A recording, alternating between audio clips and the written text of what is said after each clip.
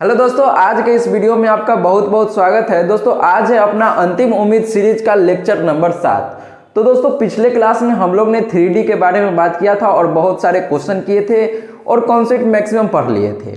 और उसी कॉन्सेप्ट पर ज़्यादातर बिहार बोर्ड में क्वेश्चन हर साल पूछा जाता है, जिसको कि आप डायरेक्टली टिक कर सकते हैं बिना कुछ दिमाग लगाए हुए। ठीक है, अब हम थोड़ा सा आगे बढ़ते हैं और आज का जो वीडियो है वो ज़्यादातर अभी डिफरेंशिएशन पढ़ने वाले हैं। क्या? बेसिक ऑफ डिफरेंशिएशन, यानी कि अवकलन। ठीक है, लेकिन अवकलन पढ़ने से पहले हम 4 क्वेश्चन को अभी डिस्कस करेंगे और ये चारों क्वेश्चन का कॉन्सेप्ट जो है कल नहीं बताए थे। ठीक है, तो इसमें 4 टाइप का और क्वेश्चन बचा हुआ है। 2 टाइप का आपको नहीं बताया, 2 टाइप अभी नया है। ठीक है, तो पहले हम ये डिस्कस करते हैं चारों क्वेश्चन, फिर आगे बढ़ेंगे और आपको बताएंगे डिफरेंशिएशन के बारे में। ठीक है ना, तो अगर आपको कुछ नहीं आता है तो वीडियो को आप शुरू से एंड तक देखते रहिए, तो आप पूरा सीख जाएंगे। ठीक है ना, तो हम देखते हैं दोस्तों क्वेश्चन को पहले डिस्कस कर लेते हैं। 4 क्वेश्चन अपने पास, जिसमें 2 क्वेश्चन हम लिख दिए हैं, 2 क्वेश्चन और है, और चारों क्वेश्चन डिस्कस हो जाने के बाद हम डिफरेंशिएशन चैप्टर शुरू कर देंगे। और ये चारों क्वेश्चन काफी ज्यादा इंपॉर्टेंट है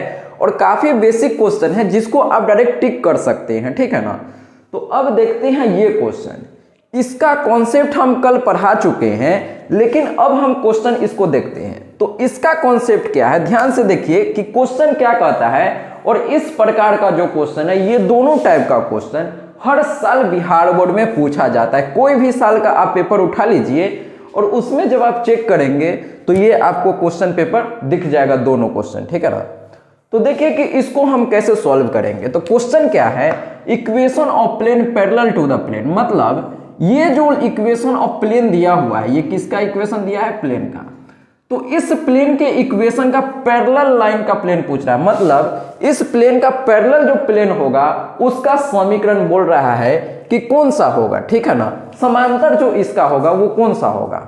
मतलब हिंदी में समझिए कि ये प्लेन एक दिया हुआ है, बोल रहा है कि इनमें से कौन सा ऐसा प्लेन है जो इस प्लेन के समांतर है। तो जब इस प्रकार का क्वेश्चन आपको दिखेगा तो इसमें क्या करना होता है कि बिना दिमाग लगाए हुए टिक करेंगे। यहां ध्यान दीजिएगा कि पैरेलल लिखा हुआ है। तो पैरेलल का मतलब होता है कि जो यहां पर समीकरण दिया हुआ है 7x - 8y + 9z बराबर 5, तो पैरेलल का मतलब होता है, पैरेलल जब चेक करने के लिए ऑप्शन में रहेगा तो हमेशा ध्यान दीजिएगा कि ये पूरा हमेशा सेम होना चाहिए, जिसमें x y z का जो होता है ये पूरा सेम होना चाहिए। यहां पर कुछ भी हो सकता है तो हम उस प्लेन को क्या कहेंगे? पैरेलल प्लेन है इस प्लेन का। इसका मतलब यहां देखिए 7x - 8y + 9z बराबर 9z। अब यहां पर 5 के जगह पर कुछ भी दे सकता है, हमको कोई फर्क नहीं पड़ता है, लेकिन ये सेम होना चाहिए। तो चारों ऑप्शन में देखिए कि जो यहां पर दिया हुआ है सेम चीज कहां पर मिल रहा है। तो देखिए 7x - 8y + 9z, तो यही एक ऑप्शन है जिसमें ये पूरा एज इट इज मिल रहा है, बाकी किसी ऑप्शन में नहीं मिलता है। तो बराबर में यहां पर 2 दे दिया है 5 के जगह पर, तो पैरेलल लाइन यही होगा, यानी कि इसका दिव्या सही आंसर हो जाएगा ऑप्शन डी। ठीक है ना, तो पैरेलल चेक कैसे करते हैं बिना कुछ दिमाग लगाए हुए, कैसे टिक करते हैं, ये आप सीख गए होंगे कि जो इधर है सेम चीज यहां रहना चाहिए, बराबर में कुछ भी रहे हमको कोई फर्क नहीं पड़ता है। क्या इस तरह का क्वेश्चन आएगा तो हम आसानी से कर पाएंगे, यस और नो। तो इसी तरह अब ये क्वेश्चन तो आसान है, अब इसके जगह पर कोई भी चेंज करके हम दे सकते हैं क्वेश्चन, तो आप कर लेंगे। तो इसको आप कॉपी में नोट कीजिए। ठीक है ना, अब इस क्वेश्चन में दिमाग लगाते हैं और ये नया क्वेश्चन है, तो इस प्रकार का क्वेश्चन बार बार एग्जाम में पूछा जाता है, इसीलिए हम ये क्वेश्चन को लिख दिए हैं। अब इस क्वेश्चन को बनाना काफी ज्यादा आसान है। तो क्या है क्वेश्चन, ध्यान से देखिए। क्वेश्चन बोल रहा है कि ये जो प्लेन दिया है ना समीकरण का, ये प्लेन दिया है, इक्वेशन ऑफ प्लेन दिया हुआ है, इस प्लेन का जेड अक्ष का, जेड एक्सिस का हमको क्या बताना है? इंटरसेप्ट बताना है। तो जब ऐसा क्वेश्चन आएगा जिसमें जेड एक्सिस का पूछ रहा है, एक्स एक्सिस का भी पूछ सकता है, वाई एक्सिस का भी पूछ सकता है, तो इस प्रकार का क्वेश्चन हर साल पूछा ही जाता है। तो इसको ध्यान दीजिए कि हम कैसे बनाएंगे। ठीक है, तो सबसे पहले इसको बनाने के लिए क्या करना होता है, इसको बनाने के लिए सबसे पहले जो क्वेश्चन दिया उसको लिख लेते हैं। 3x plus 5y plus 7z बराबर 210। ठीक है, अब सबसे पहला काम क्या है, जब भी इस प्रकार का समीकरण दिया रहेगा, इक्वेशन ऑफ प्लेन दिया रहेगा, तो हमारा काम है कि यहां पर जो भी चीज नंबर रहेगा ना, ध्यान दीजिए, यहां पर जो भी नंबर रहेगा, कहां पर, बराबर में यहां पर जो भी नंबर रहेगा इसको 1 बनाना है। सबसे पहला काम क्या करना है, इसको 1 बनाना है। काहे बनाते हैं, कैसे बनाते हैं, ये सब सीखेंगे। पहले बना लेते हैं, फिर बताएंगे काहे कर रहे थे। तो हम क्या करते हैं, यहां पर जो है इसको 1 बनाना है। तो 1 बनाने के लिए हम क्या कर सकते हैं, अपना मन से जो यहां पर है उससे हम भाग कर दिए।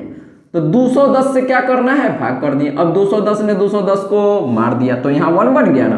तो जो यहां पर रहेगा ना उसी से हम दोनों तरफ क्या कर देंगे, भाग कर देंगे। काहे कर रहे हैं ऐसा, अभी समझ में आएगा। अब देखिए, इसको हम अलग अलग करेंगे तो इसके जगह पर ऐसे लिख सकते हैं क्या, 3x बटा में 210 ये सर, प्लस 5y बटा में 210, ठीक है सर, प्लस 7z अब बटा में 210, ठीक है सर, बराबर, यहां पर क्या आ गया, 1 आ गया। अब हम जो कटने वाला उसको काट देते हैं। तो ये 3 से क्या बार में कटेगा, 70 बार में कट जाएगा। अब ये देखिए, यहाँ 5 है और यहाँ 210 है, तो 5 से 210 के बारे में कट जाएगा, 20 25 100 5 और 210। तो देखते हैं, तो यहाँ 5 चौक 20, तो 20 और 1 और 0, 5 दूना 10, तो 42 बार में कट जाएगा। तो यहाँ पर क्या आ जाएगा, 42। ठीक है, अब इसको देखिए कि यहाँ पर 7 है और यहाँ पर क्या है, 202, 7 3 21, तो यहाँ कितना बार में कट जाएगा, 30 बार में। ठीक है, तो ये आप समझ गए होंगे कि ये कैसे कटता है। ठीक है ना, ये सही है ना। 5 से अगर 210 को भाग दीजिए तो 5 चौक 20, तो यहाँ 20 और यहाँ 1 और 0, तो 5 दूनी 10, तो 42, ये ठीक है। ठीक है ना, अब देखिए कि इसके बाद हम क्या करेंगे, इसके बाद जो आया उसको लिखेंगे और आंसर आ जाएगा। देखिए, अब क्वेश्चन भारी नहीं है, जो था यहीं तक था। ठीक है ना, अब देखिए क्या आया, अब यहां पर आ गया x अब बटा में 70 प्लस y बटा 42 प्लस z बटा 30 बराबर 1। तो आपको याद रखना है कि यहां पर z एक्सिस का पूछा है, तो z एक्सिस के नीचे क्या है, 30 है। z एक्सिस के नीचे क्या है, 30 है। तो z एक्सिस का इंटरसेप्ट क्या हो जाएगा, z एक्सिस का इंटरसेप्ट यहां पर क्या हो जाएगा, 30 हो जाएगा। ये बात आपको समझ में आना चाहिए। इसी तरह से अगर x एक्सिस का पूछता तो हम क्या बताते, x एक्सिस का इंटरसेप्ट पूछता तो 70 बता देते। इसी तरह से अगर y एक्सिस का पूछता तो हम क्या बताते, बताइए, y एक्सिस का इंटरसेप्ट पूछता तो हम क्या बता देते, 42 बता देते। तो क्या इस तरह से हम क्वेश्चन को टिक कर सकते हैं क्या, इस तरह से अगर समीकरण दिया रहेगा तो कोई बुराई नहीं है। तो इसका आंसर अनीता सही हो जाएगा, यानी कि ऑप्शन ए सही आंसर है। ठीक है, तो इस तरह के क्वेश्चन को आप क्वेश्चन बैंक में देखिएगा और नहीं समझ में आएगा तो कमेंट बॉक्स में बताइएगा। उस क्वेश्चन को अगर कोई डाउट रहेगा इस प्रकार के क्वेश्चन में तो फिर से बता देंगे, हालांकि कोई डाउट नहीं होगा इसमें। ठीक है ना, ये जेड एक्सिस का कैसे बताते हैं, जो जेड के नीचे है वही जेड एक्सिस का इंटरसेप्ट हो जाएगा, जो वाई के नीचे है वाई एक्सिस का इंटरसेप्ट, जो एक्स एक्सिस के नीचे वो एक्स एक्सिस का इंटरसेप्ट हो जाएगा। तो इस तरह से आपको करना आना चाहिए। ठीक है ना, चलिए तो अब हम अगला क्वेश्चन डिस्कस करते हैं। सबसे पहले आप क्या कीजिए, इसको अच्छा से नोट कर लीजिए। ठीक है, देखते हैं दोस्तों अब अगला क्वेश्चन, और यही 2 क्वेश्चन है आज के इस वीडियो के लिए, मतलब 3D के लिए। इसके बाद हम डिफरेंशिएशन पढ़ने वाले हैं। तो सबसे पहले इन दोनों का कॉन्सेप्ट हम कल बता चुके थे, कैसे सॉल्व करना है इसके लिए आपको क्या करना पड़ेगा। इस क्वेश्चन को बनाने के लिए ये एक इक्वेशन ऑफ लाइन दिया है और ये इक्वेशन ऑफ प्लेन दिया है। तो जब एक इक्वेशन ऑफ लाइन क्वेश्चन में दिया रहता है, एक क्या है इक्वेशन ऑफ लाइन और दूसरा इक्वेशन ऑफ प्लेन, तो जब इक्वेशन ऑफ लाइन और इक्वेशन ऑफ प्लेन क्या होता है, पैरेलल होता है। जब इक्वेशन ऑफ लाइन और इक्वेशन ऑफ प्लेन क्या होता है, पैरेलल होता है। तो इसके लिए फॉर्मूला बताए थे कि a1 गुने a2 प्लस b1 गुने b2 प्लस c1 गुने c2 बराबर 0। अब पैरेलल में ये फॉर्मूला होता है कब, जब एक लाइन का इक्वेशन हो और एक प्लेन का इक्वेशन हो। जैसे अगर आप समझ नहीं पा रहे हैं, नहीं याद है, तो कॉन्सेप्ट को हम यहाँ पर फिर से याद करवा देते हैं, ठीक है ना। देखिए जैसे हम मान लेते हैं कि इक्वेशन ऑफ लाइन अपने पास दिया हुआ x माइनस x1 बटा ए बराबर y माइनस y1 बटा बी बराबर z माइनस z1 बटा सी। ये इक्वेशन ऑफ लाइन दिया हुआ है और इसी में इक्वेशन ऑफ प्लेन दिया हुआ है। यहाँ पर दे देते a1 b1 c1 और इक्वेशन ऑफ प्लेन है a2x plus b2y plus c2z plus d बराबर 0। तो जब किसी क्वेश्चन में एक इक्वेशन ऑफ लाइन दिया हो, एक इक्वेशन ऑफ प्लेन दिया हो, ये किसका समीकरण है, लाइन का, और ये किसका है, प्लेन का, ठीक है। तो जब एक लाइन का समीकरण हो और एक प्लेन का समीकरण रहता है, तो जब लाइन यहाँ पैरेलल रहेगा, क्या रहेगा, पैरेलल, मतलब ये जो लाइन है और ये प्लेन है, क्या है, पैरेलल है। तो यहाँ पर लिख देते हैं लाइन पैरेलल टू प्लेन, ठीक है। तो जब लाइन पैरेलल रहेगा प्लेन का, तो पैरेलल में फॉर्मूला क्या हो जाता है, पैरेलल के लिए फॉर्मूला हो जाता है a1 गुने a2 प्लस b1 गुने b2 प्लस c1 गुने c2 बराबर 0। इसी तरह से जब यहाँ पर क्वेश्चन दे रहेगा कि लाइन परपेंडिकुलर है प्लेन का, तब इसका फॉर्मूला क्या हो जाता है, a1 बटा a2 बराबर b1 बटा b2 बराबर c1 बटा c2। तो ये कब होता है, जब एक इक्वेशन ऑफ प्लेन दिया हो और एक इक्वेशन ऑफ लाइन दिया हो, दो अलग अलग रहता है, तब ऐसा होता है, ठीक है। देखिए यही कंडीशन इस क्वेश्चन में था, एक इक्वेशन ऑफ लाइन दिया हुआ है, एक इक्वेशन ऑफ प्लेन दिया हुआ है और पैरेलल बोल रहा है। तो पैरेलल के लिए फॉर्मूला क्या होता है, ये होता है a1 a2 plus b1 b2 plus c1 c2 बराबर 0। तो यहाँ पर देखिए a1 का वैल्यू 2 और गुने a2 का वैल्यू a प्लस b1 का वैल्यू -3 और b2 का वैल्यू यहाँ पर b प्लस c1 का वैल्यू -4 और गुने c2 का वैल्यू अपने पास है c बराबर 0।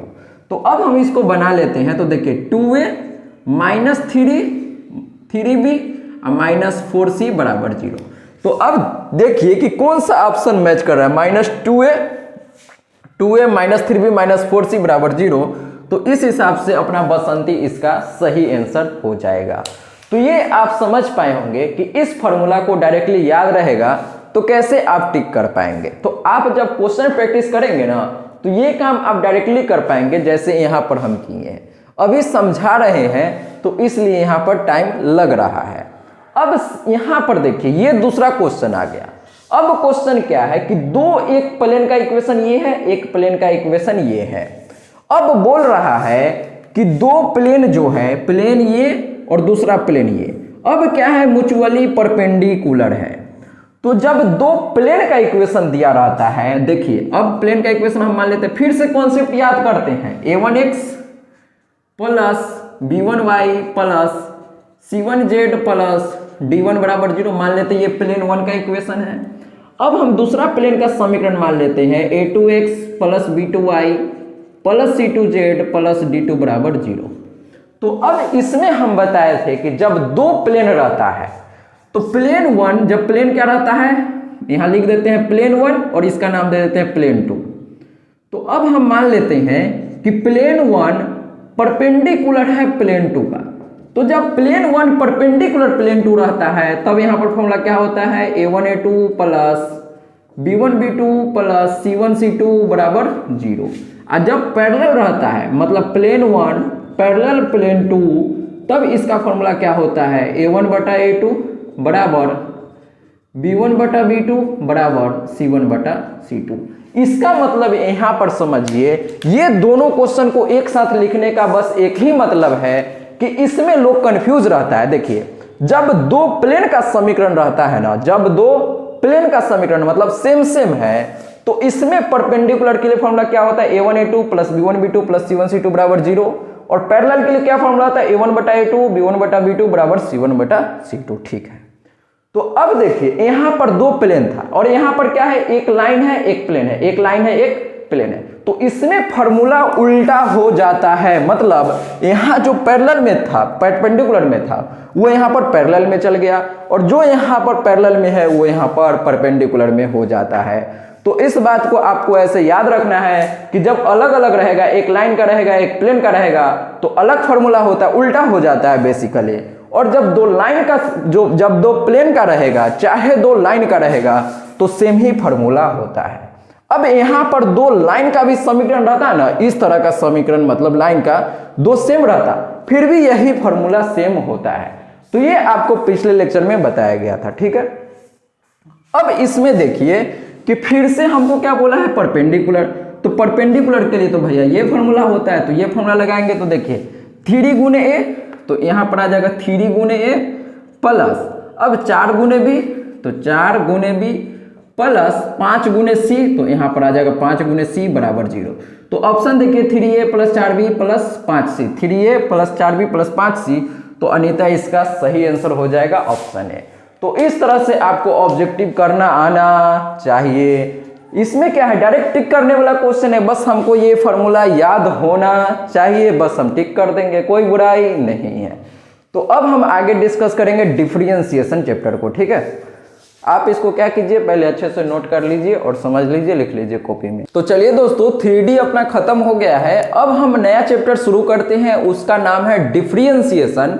और डिफरेंशिएशन को हिंदी में हम कहते हैं अवकलन, ठीक है। अब अवकलन चैप्टर को हम इस तरह से पढ़ेंगे जैसे कि एग्जाम में आपसे सब के सब ऑब्जेक्टिव बन जाए, ठीक है ना। तो 2 नंबर वाला जो थोड़ा सा आसान होगा उसको सीख लेंगे, जिसमें ज्यादा दिमाग लगाने वाला होगा उसको नहीं सीखेंगे, उतना ही सीखेंगे जिससे कि आप एग्जाम में क्वेश्चन बना पाएंगे और आपको समझने में भी आसानी हो। तो बेसिक कॉन्सेप्ट को सिर्फ सीखेंगे और मैक्सिमम क्वेश्चन आपसे बन जाएगा। तो आप मान के चलिए कि अगर आप अभी डिफरेंशिएशन अगर सीख जाते हैं तो डिफरेंशिएशन के सिर्फ फॉर्मूला से 2-3 क्वेश्चन डायरेक्ट आपको मिल जाएगा, जिसमें फॉर्मूला टिक करने के लिए रहेगा। बाकी डिफरेंशिएशन से लगभग 10 से 11 क्वेश्चन पूछा जाता है हर साल बिहार बोर्ड के एग्जाम में, उसमें कि 10 क्वेश्चन आप मान के चलिए तो बिना दिमाग लगाए हुए टिक करना है। 3-4 को तो फॉर्मूले रहेगा, अब बाकी थोड़ा बहुत दिमाग लगाने वाला क्वेश्चन रहेगा। तो वो थोड़ा बहुत दिमाग कैसे लगाते हैं वो सब हम सीखेंगे, ठीक है ना। तो आज के इस वीडियो में हम डिफरेंशिएशन का सबसे पहले बेसिक समझते हैं और बेसिक क्वेश्चन भी डिस्कस करेंगे। देखिए, तो सबसे पहले आप लोग हेडिंग डाल लीजिए डिफरेंशिएशन, ठीक है। डिफरेंशिएशन एकदम बेसिक से चलेंगे, कुछ नहीं आता है, कोई दिक्कत नहीं है सर, ठीक है। डिफरेंशिएशन, हिंदी वाले बच्चा ध्यान दीजिए, हिंदी में कहते हैं अवकलन। क्या कहते हैं, अवकलन। अब आता है चाहे नहीं आता है, आपको ये मान के पढ़ाया जाएगा कि आपको कुछ भी नहीं आता है, ठीक है। आपको आता है बहुत अच्छा बात है, नहीं आता है और भी अच्छा बात है। इस तरह से पढ़ाया जाएगा जैसे आपको कुछ भी नहीं आता है। तो डिफरेंशिएशन का मतलब क्या होता है, जैसे आप जानते हैं कि जोड़ ऐसा होता है, घटाव वैसा होता है, गुना ये है, भाग ये है, ये हम सबको पता होता है, पता है ना। चाहे फिजिक्स में पढ़े होंगे, लेमडा ये होता है, अल्फा ये होता है, तो ये क्या है, सिंबल है ना भैया। जैसे जोड़ का सिंबल ये है, घटाव का ये है, गुना का ये है, भाग का ये है। इसी प्रकार से डिफरेंशिएशन कैसा दिखता है, तो डिफरेंशिएशन ध्यान दीजिए, डिफरेंशिएशन आपको इस प्रकार से दिखेगा d/dx, ठीक है। और यहाँ पर y लिख देते हैं, तो इस प्रकार से आपको क्वेश्चन दिखेगा, कैसे, d/dx और यहाँ पर कुछ भी रहेगा, ठीक है। तो क्वेश्चन बेसिकली कैसा दिखता है, ये क्या है, डिफरेंशिएशन का क्या है, ये सब सिंबल है। क्या है, सिंबल की, सिंबल का हिंदी क्या कहते हैं, संकेत। तो ये डिफरेंशिएशन का क्या है, संकेत है कि इस प्रकार से डिफरेंशिएशन होता है। तो ये आप समझ गए कि इसका सिंबल कैसे होता है, ठीक है। अब हम आगे ये समझते हैं कि इसको पढ़ते कैसे हैं। जैसे मान लीजिए कि कहीं पर अगर ऐसा लिखा हुआ है dy/dx, क्या लिखा हुआ है, dy/dx, या कहीं पर हम मान लेते हैं कि ऐसा लिखा हुआ है dfx/dx, तो हम ये समझते हैं कि इसको पढ़ना क्या है। जब पढ़ना आ जाएगा तब ना क्वेश्चन बनाएंगे, ठीक है। तो इसको पढ़ते क्या है वो ध्यान दीजिए। अब आपको लग रहा होगा कि सर क्वेश्चन बनाने के लिए ये सब का क्या जरूरत होगा, तो जब क्वेश्चन पढ़ने ही नहीं आएगा तो कैसे बनेगा, क्या पढ़िएगा, नहीं पढ़ पाएंगे ना। तो बेसिक थोड़ा जान लेते हैं फिर क्वेश्चन की तरफ चलेंगे, पूरा क्वेश्चन ही तो बनाना है। तो इसको हम पढ़ेंगे डिफरेंशिएशन ऑफ वाई। किसका डिफरेंशिएशन, जो ऊपर रहता है उसका डिफरेंशिएशन हम हिंदी में ही लिख देते हैं जिससे कि मैक्सिमम बच्चा समझ पाए, ठीक है ना। तो जो ऊपर रहता है वाई का डिफरेंशिएशन, तो हम यहां पर क्या पढ़ेंगे, वाई का डिफरेंशिएशन। वाई का डिफरेंशिएशन को शॉर्ट में लिख दिए, किसका डिफरेंशिएशन, जो ऊपर रहता है उसका डिफरेंशिएशन। वाई का डिफरेंशिएशन किसके रेस्पेक्ट में, विथ रेस्पेक्ट टू एक्स। अब विथ रेस्पेक्ट टू WRT लिख दिए, WRT का full form with respect to X. अब ये एक्स कहां से आ गया, जो नीचे रहता है ना उसके रेस्पेक्ट में डिफरेंशिएशन होता है। ये आपको समझ में आना चाहिए कि इसको क्या पढ़ेंगे, किसका डिफरेंशिएशन, ऊपर वाला का डिफरेंशिएशन, और जो नीचे रहता है उसके रेस्पेक्ट में, हिंदी में क्या कहेंगे, y का डिफरेंशिएशन x के सापेक्ष, विथ रेस्पेक्ट का मतलब सापेक्ष। अब हिंदी इंग्लिश से कोई मतलब नहीं है, हमको बेसिकली सीखना है गणित, ठीक है ना। अब आप ये बताइए कि हम इसको क्या पढ़ेंगे, आप लोग बताइए हम इसको क्या पढ़ेंगे। तो इसको पढ़ेंगे f(x) का डिफरेंशिएशन। क्या पढ़ेंगे बताइए, f(x) का डिफरेंशिएशन किसके सापेक्ष, किसके रेस्पेक्ट में, x के रेस्पेक्ट में, विथ रेस्पेक्ट टू x। क्या हमको पढ़ना आ गया कि नहीं आ गया, आ गया सर। तो अब पढ़ना आ गया, अब हम फार्मूला की तरफ डायरेक्ट चलते हैं और क्वेश्चन बनाएंगे। क्या बनाएंगे, क्वेश्चन बनाएंगे। और एक भी ऐसा क्वेश्चन नहीं करेंगे जो एग्जाम में नहीं पूछा जाता है। हम सब वही क्वेश्चन करने वाले हैं जो हर साल हर बार एग्जाम में पूछा जाता है और पूछा ही जाएगा। फालतू का क्वेश्चन डिस्कस करने का कोई मतलब नहीं, ये आपको भी पता है अच्छे तरीका से। तो अब देखिए कि सबसे पहला जो अपने पास फॉर्मूला है, सबसे पहला फॉर्मूला है अपने पास कि जैसे d/dx, और यहां पर मान लेते हैं कि कोई कांस्टेंट है। क्या है, कांस्टेंट, CONSTANT। अब हिंदी वाले बच्चे चिल्लाना नहीं है कि सर कांस्टेंट क्या होता है और कांस्टेंट का हिंदी क्या होता है, ये भी नहीं पूछना है। क्या है, हमको पता नहीं है। आप सीधा समझिए मैथ में हम कैसे क्वेश्चन बनाएंगे, इस फॉर्मूला को क्वेश्चन में कैसे यूज करते हैं ये सीखना इंपॉर्टेंट है, कि कांस्टेंट का हिंदी जानना इंपॉर्टेंट है। कोई जरूरी नहीं है भैया हिंदी जान के हम क्या करेंगे, हमको तो भैया क्वेश्चन बनाना है। तो सीखिए क्वेश्चन कैसे बनाते हैं, क्वेश्चन बनाने की कला सिखाएंगे आपको, ठीक है ना। तो ध्यान से सीखिए कि डिफरेंशिएशन, कांस्टेंट का डिफरेंशिएशन क्या होता है, जीरो होता है, जीरो, ये आपको याद रखना है। अब हम ये समझ लेते हैं कि सर कांस्टेंट होता क्या है, हमको तो पता नहीं है कांस्टेंट क्या होता है। कुछ बच्चा को ये लग रहा होगा कि हमको तो कांस्टेंट पता है सर, कांस्टेंट का मतलब होता है 1 2 3 4 5, ये कांस्टेंट होता है, यही लग रहा है ना आपको, लगता होगा, बिल्कुल लगता होगा, सही भी है। देखिए कांस्टेंट का मतलब, देखिए ध्यान से, कांस्टेंट का मतलब खाली ये नहीं होता है जैसे ये कांस्टेंट है, तो कांस्टेंट का मतलब ये नहीं होता है कि 1 2 3 4 और इस तरह से जो होता है यही कांस्टेंट होता है। कांस्टेंट क्या होता है, यहां पर हम पहले ये समझते हैं, हेडिंग डालिए कि कांस्टेंट क्या होता है, कांस्टेंट क्या होता है। अब कांस्टेंट को समझने से पहले एक चीज आपको समझना होगा कि इसमें दो चीज पूछा जाता है, एक कांस्टेंट होता है, एक वेरिएबल होता है। कांस्टेंट का मतलब कि जिसका फिक्स है वो कांस्टेंट है, जो बार बार वेरी करता है वो वेरिएबल हो गया, इसमें कोई बुराई नहीं है। अब ये देखिए कि इस क्वेश्चन में कैसे पहचानेंगे, जैसे मान लेते हैं dy/dx लिखा हुआ है, ठीक है। तो हम यहां पर क्या पढ़ेंगे, इसको y का डिफरेंशिएशन किसके रेस्पेक्ट में, y x के रेस्पेक्ट में, जो नीचे रहता है उसके रेस्पेक्ट में। तो नीचे x है, तो जो नीचे रहता है ना यही वेरिएबल है, ये क्या है, वेरिएबल। अब क्वेश्चन में हमको पता चल गया कि x क्या है, वेरिएबल है, x क्या है, वेरिएबल है। तो x के अलावा कुछ भी हो, ध्यान से सुन लीजिए, हमको क्या पता करना है, क्वेश्चन में वेरिएबल क्या है। अब वेरिएबल हमको पता चल जाता है कि जो नीचे है वो क्या है, वेरिएबल है, मतलब इसका वैल्यू चेंज होता रहता है, ठीक है भैया। अब देखिए इसी से हमको कांस्टेंट पता चल जाएगा, कैसे, एक्स वेरिएबल है तो एक्स के अलावा कुछ भी हो सारा चीज क्या हो जाएगा, कांस्टेंट हो जाएगा। एक्स के अलावा कुछ भी हो कोई फर्क नहीं पड़ता है। तो यहां पर लिख लीजिए एक्स वेरिएबल है तो हम यहां पर लिखेंगे एक्स के अलावा सब कांस्टेंट है, सब कांस्टेंट है। अब इस क्वेश्चन में क्या है कि एक्स वेरिएबल है। अब किसी क्वेश्चन में ऐसे दे देगा, क्या दे देगा, डी नीचे डी टी दे देगा, यहां फंक्शन ऑफ टी और नीचे टी। तो इसमें क्या है, टी वेरिएबल है, क्या है, टी वेरिएबल है। तो इसका मतलब कि टी के अलावा सब कांस्टेंट, मतलब एक्स भी यहां कांस्टेंट हो जाएगा। तो हमको डिपेंड करता है कि नीचे क्या है, नीचे क्या है, वेरिएबल है, ये वेरिएबल पता चल गया टी। तो टी के अलावा सब क्या हो जाएगा, टी के अलावा सब कांस्टेंट है, सब कांस्टेंट होगा। तो ये आपको समझ में आना चाहिए कि जो नीचे होता है वही सिर्फ वेरिएबल होता है, जो नीचे है वही वेरिएबल, बाकी सब कांस्टेंट।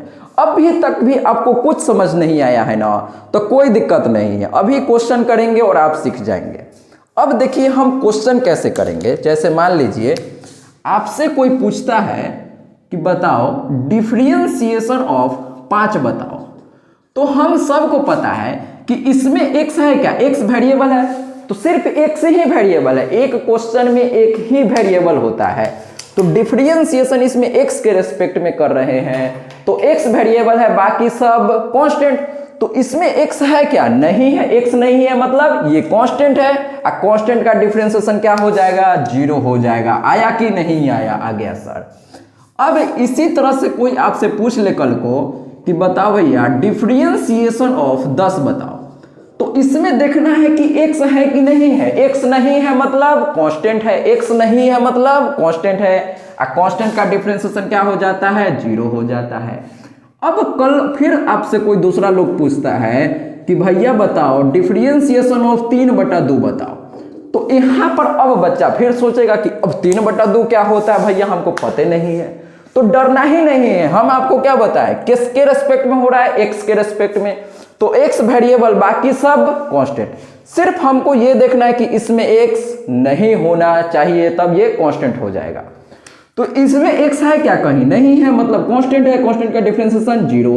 अब कहीं पर अगर ये दे देगा डिफरेंशिएशन ऑफ -5/7 तो ये कांस्टेंट नहीं होगा क्या, ये भी कांस्टेंट होगा 0। इसमें एक्स नहीं है मतलब कांस्टेंट। अब देखिए, अब घुमा के आपको ऐसे ही पूछ देगा, बोलेगा पाई का डिफरेंशिएशन बताओ।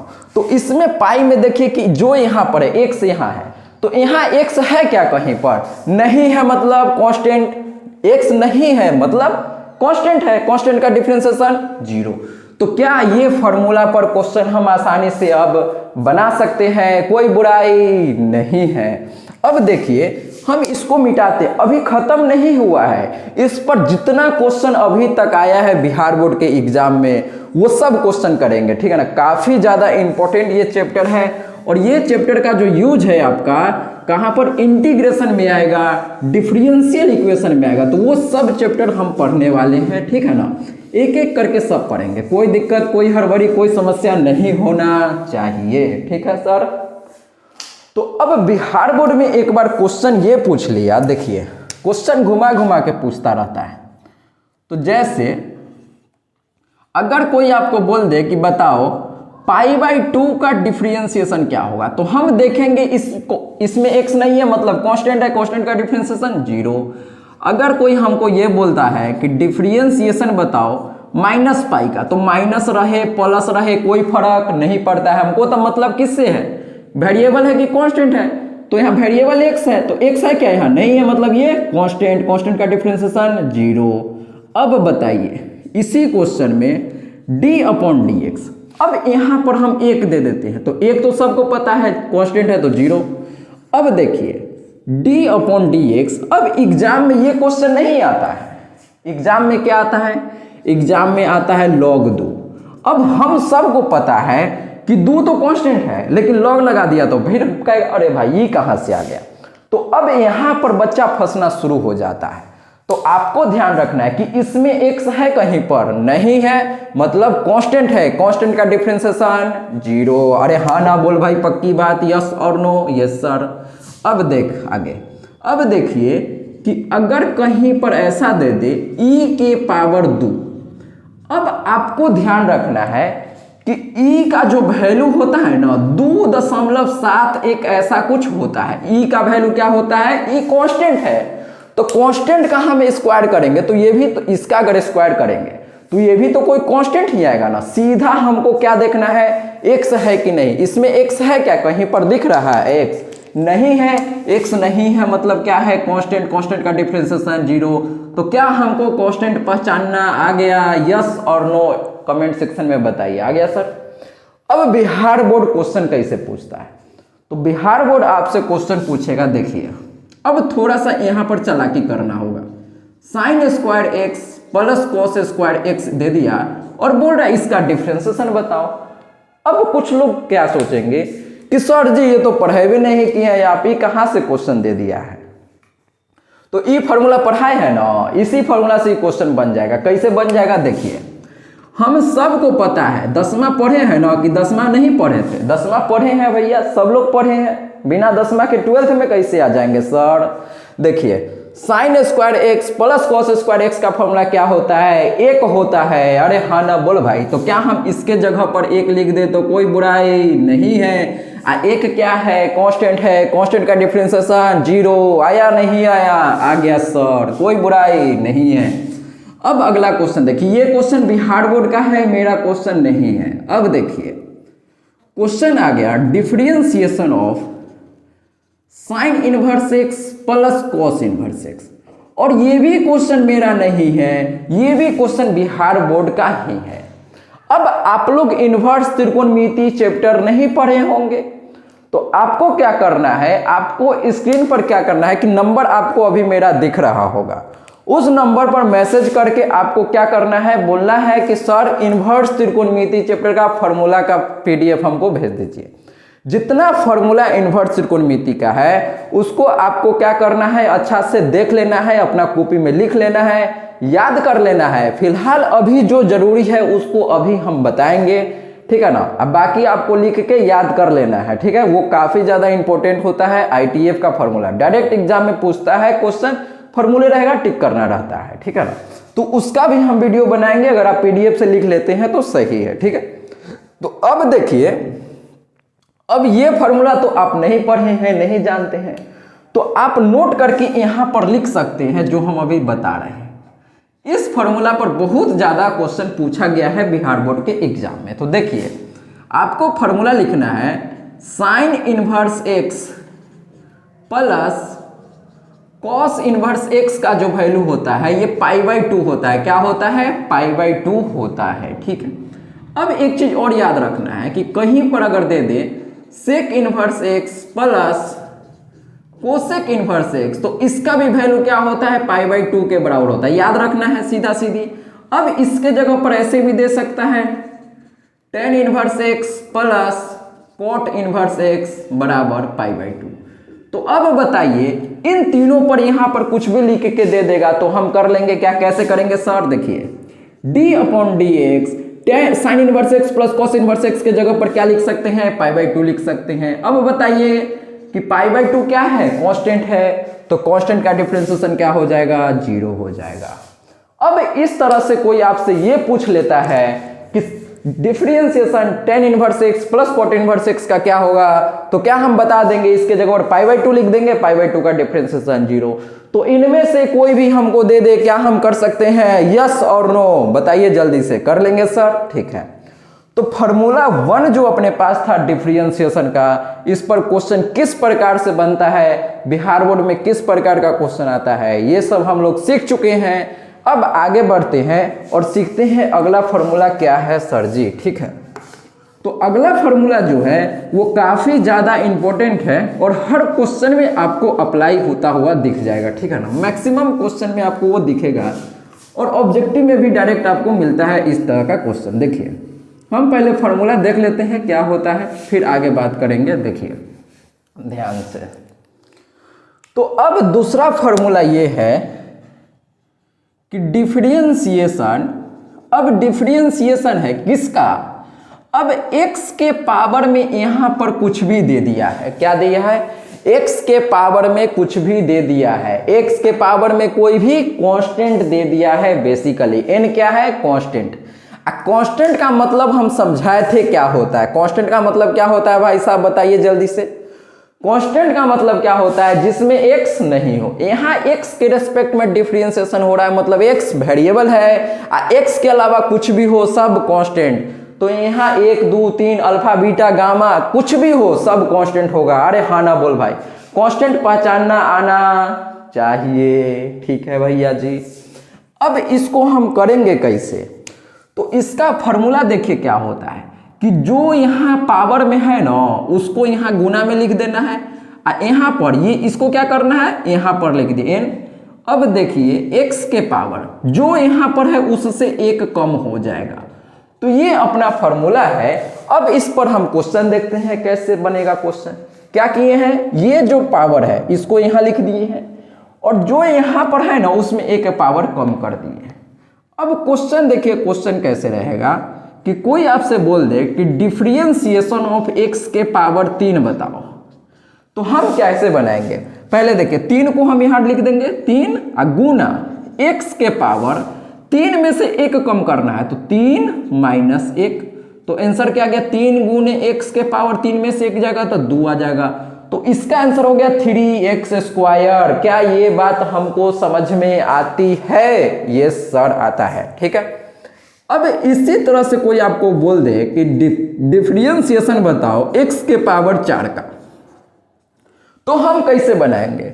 अब यहाँ 4 है तो 4 को हम क्या करेंगे, नीचे लिखेंगे, तो 4 गुने x के पावर जो पावर है उसमें से 1 कम, तो 4 में से 1 कम कर देंगे, तो 4 गुने x के पावर 3।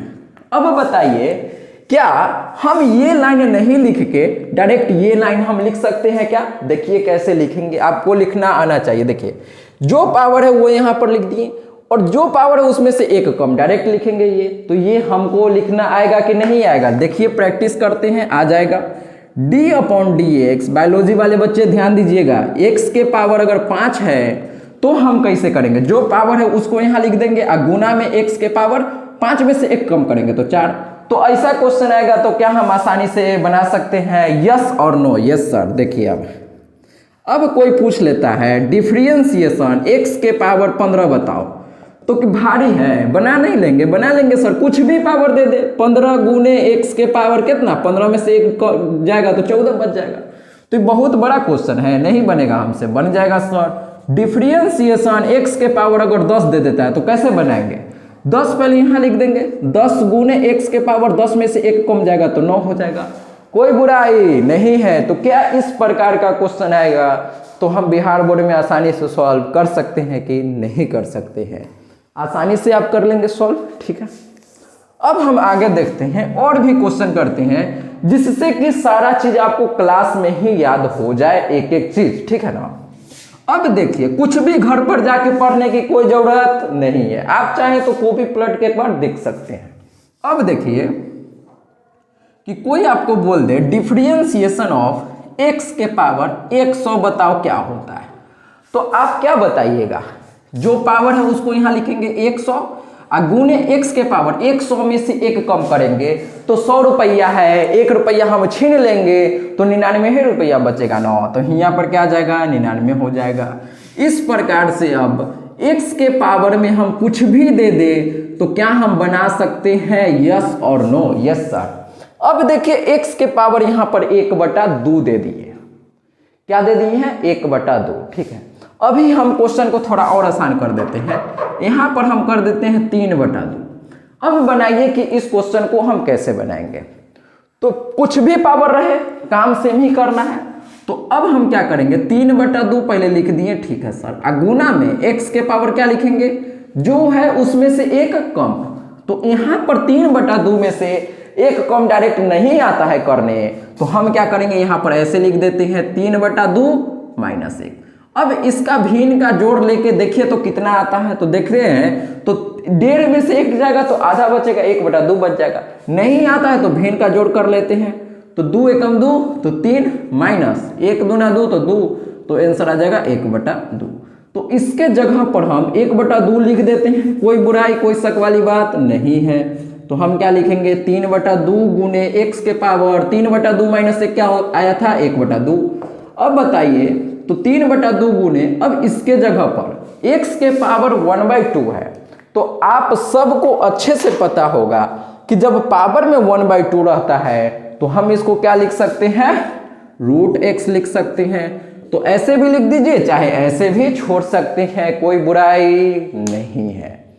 तो ये सब क्वेश्चन करने के बाद आपको थोड़ा बहुत कॉन्फिडेंस तो आ ही गया होगा कि आप क्वेश्चन को आसानी से कर लेंगे सॉल्व। अब हम थोड़ा सा और लेवल बढ़ाते हैं।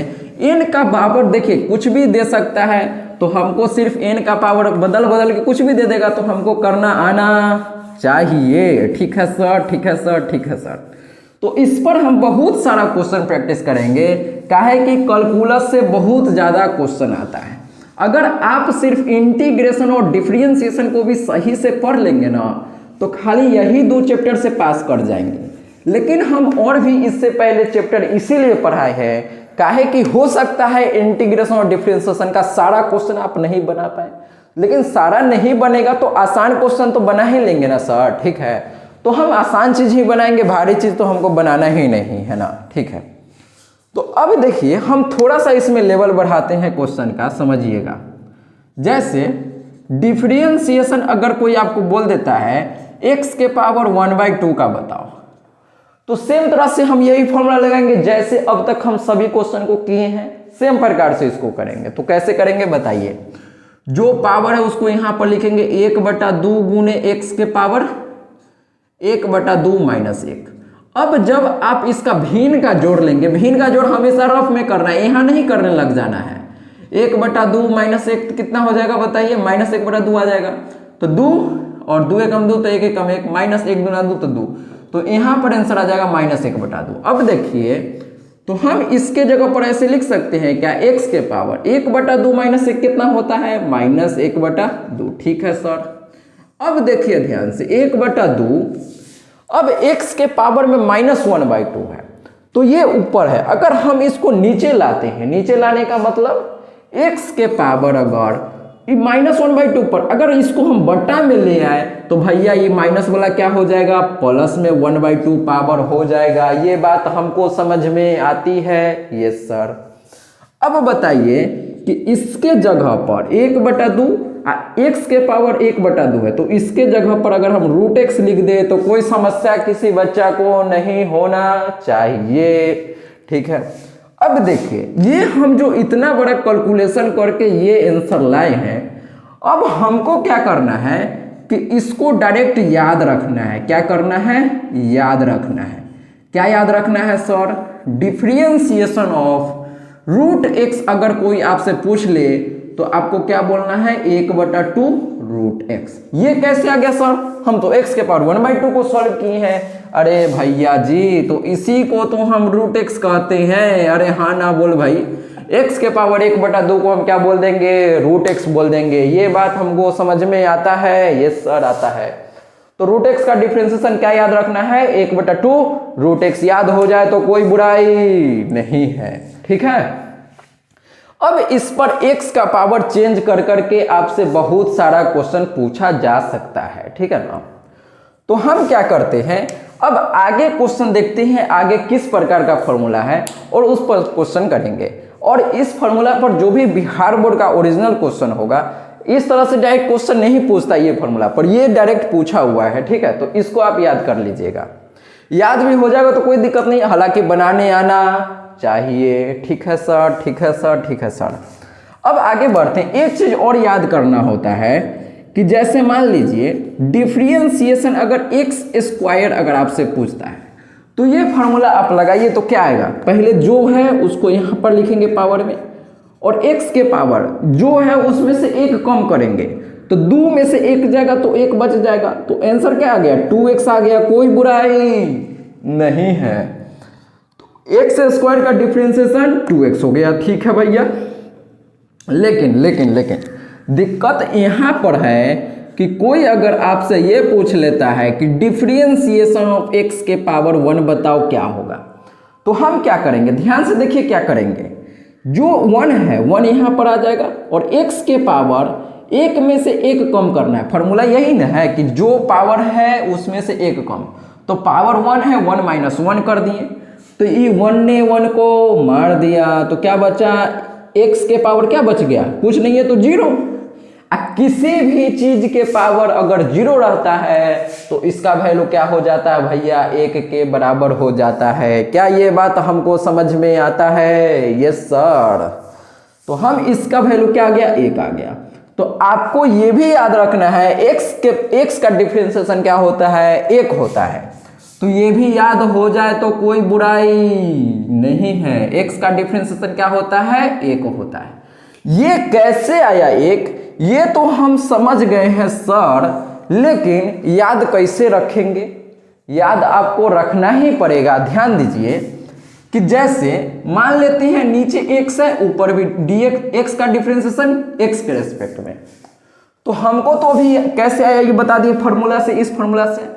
लेकिन आप ऐसे याद रखिएगा कि dx ने dx को मार दिया तो क्या बच गया, 1 बच गया। क्या ये कहानी हमको याद रहेगा? Yes sir.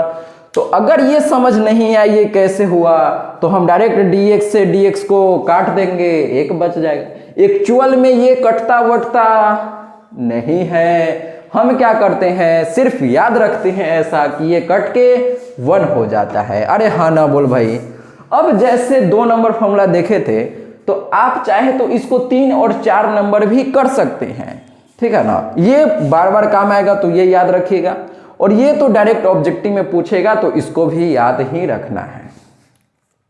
अब अगला फॉर्मूला के बारे में हम डिस्कस करते हैं। इस पर कोई क्वेश्चन नहीं आएगा, जैसे डिफरेंशिएशन ऑफ e के पावर x। तो e के पावर x का डिफरेंशिएशन जो होता है यही सेम चीज ही होता है, ये आपको याद रखने का जरूरत है। e के पावर x का डिफरेंशिएशन क्या होता है, e के पावर x ही होता है।